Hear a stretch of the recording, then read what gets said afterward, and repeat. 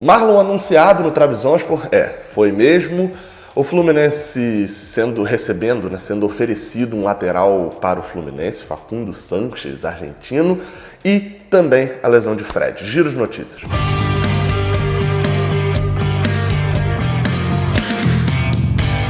Seja bem-vindo, você guerreira de todo o Brasil, de todo mundo. Aqui é o canal Rede Tricolor, eu sou o Gabriel Amaral, eu sou jornalista por formação, mas sou tricolor de coração.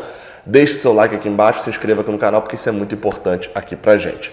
Peço também, na verdade deixo aqui um esclarecimento. Eu ainda não lancei a análise individual dos jogadores de Fluminense e Palmeiras, em parte por causa do desânimo também que aconteceu, pela partida na quarta-feira, em parte por problemas técnicos também, Eu estou finalizando meu estúdio, que fica pro lado de cá, ali atrás, e também a câmera, estou tentando renovar equipamentos e tal, então nem tudo ainda está 100%.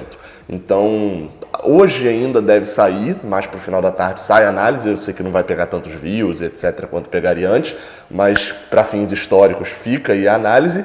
E acredito eu que no final desse mês a gente está de muitas novidades aqui no canal Rede Tricolor. Beleza? Agora vamos embora pro vídeo.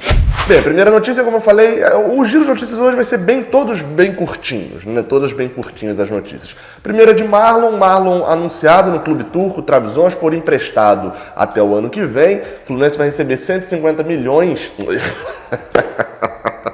Quem me dera.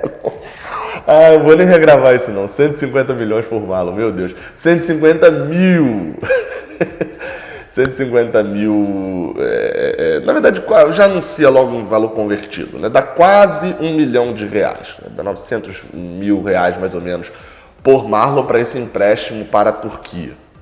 Bem, o lateral esquerdo poderia ser utilizado no profissional, já falei várias vezes disso, não vai ser utilizado, já estava emprestado para o Boa Vista, continua na Europa e o Fluminense deve renovar o contrato dele por mais um ano para poder tentar pegar uma venda. O desespero do Fluminense é vender e conseguir dinheiro, não é montar time titular ao que parece não. Outra notícia deste vídeo aqui é sobre Facundo Sanches, lateral ex-Estudiantes, numa notícia publicada pelo Paulo Brito, do Netflu, de que o jogador argentino foi oferecido para o Fluminense. O lateral, como eu falei, tem 30 anos, era do Estudiantes, está sem clube. Confesso que eu não conheço, então eu não falo aqui sobre jogadores que eu não conheço e não tenho um contato ali para poder perguntar. Por exemplo, se ele tivesse jogado no Atlético Mineiro. Eu conheço pessoas que acompanham diariamente o Atlético Mineiro para poder pegar informação. Como nesse caso eu não peguei informação nenhuma sobre ele, até porque ele foi oferecido e agradou ao scout do Fluminense, é um negócio muito remoto ainda para a gente ter certeza se vai haver contratação ou não, para toda especulação eu ficar pegando informação sobre o jogador, entendeu? Então, nesse caso, não tenho muito o que falar, me assusta a idade, 30 anos, mas se viesse de graça, pelo fato de estar sem clube, talvez seria uma negociação interessante, mas tudo isso falando sem conhecer a técnica do jogador. Por último, fica um ponto que me desperta uma curiosidade. O scout do Fluminense não achou o jogador, O scout se agradou de um jogador que foi oferecido. Scout é para achar jogador, não é para avaliar jogador que é oferecido ao Fluminense. É para isso também, mas a prioridade é achar jogador. O Fluminense até agora senta, a gente está em agosto de 2020, senta nas contratações de Caio Henrique e Alan no ano passado. Mas vamos lembrar, ambos vieram por empréstimos com contratos mal amarrados, mas sobre scout, Caio Henrique chegou ao Fluminense como meia, para ser utilizado como meia, e Alan também. Caio Henrique foi um ótimo lateral esquerdo e Alan no Fluminense um bom primeiro volante, depois se destacou como segundo volante, agora também era a forma como ele jogou também no segundo semestre com o Marcão. Então assim, também não dá para sentar nessas contratações que foram bons achados, etc, mas não foi isso tudo assim também não. Tô precisando de uma renovação.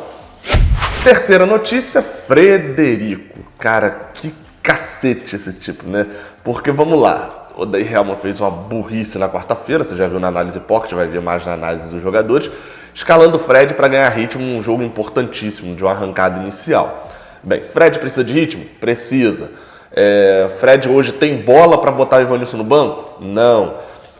E aí acontece umas voltas precipitadas e Fred, por exemplo, sentiu aos 30 minutos uma lesão confirmada pela assessoria do Fluminense com uma lesão na coxa do atacante Fred do Fluminense, que vai ficar de fora do jogo contra o Internacional. O Fluminense não divulga, né, normalmente tempo de recuperação e etc. Então, até que se prove o contrário, por ser lesão muscular, imagino eu que ele também já esteja fora do jogo contra o Red Bull, né, na quarta-feira seguinte.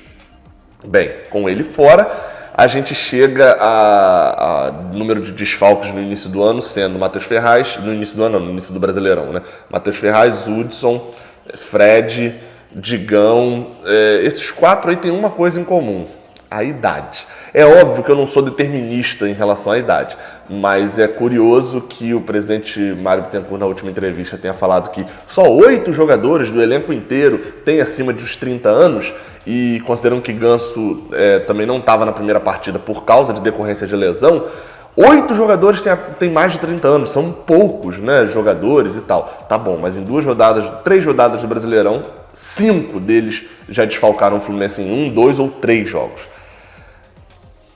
A retórica e o argumento com a realidade, quando você confronta, né? Talvez por isso o Mário Bittencourt não queira dar entrevista aqui pro canal. Até hoje eu peço, reitero aqui, e na verdade isso não é um pedido, né, meu, né? Eu não estou pedindo uma esmola de uma entrevista e etc. Na verdade, os torcedores estão pedindo. Os torcedores que votaram nele, inclusive, pedem para ele dar uma entrevista para o maior canal que fala de Fluminense. Porém, ele que tanto criticou a imprensa na entrevista dele da última sexta-feira, né? Criticou e tal, que a imprensa que não acompanha o Fluminense, não acompanha futebol, que não entende, etc. Bem, tá aqui, uma imprensa especializada em Fluminense, uma imprensa que acompanha todos os jogos, que faz vídeo de quase todos os jogos, mas de todos os jogos, sai hoje de tarde, e ele não fala. Então, nesse ponto, ele não tá querendo falar com os torcedores.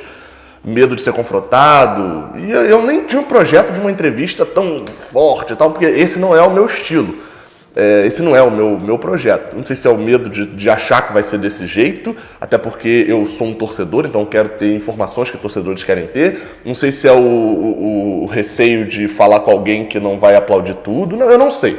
Não sei qual que é e gostaria muito de saber, porque esse tipo de coisa, como essa questão que ele falou dos outros jogadores, um jornalista especializado poderia confrontar isso numa coletiva com uma série de jornalistas, uma entrevista exclusiva com jornalistas que não cobrem tanto o clube assim e que vão perguntar: aí, Thiago Silva, tá voltando? E aí é óbvio que ele não vai ser confrontado desse jeito. Mas o convite ainda está feito, convite não, pedido, como imprensa e como imprensa especializada e como torcedor e como sócio da entrevista.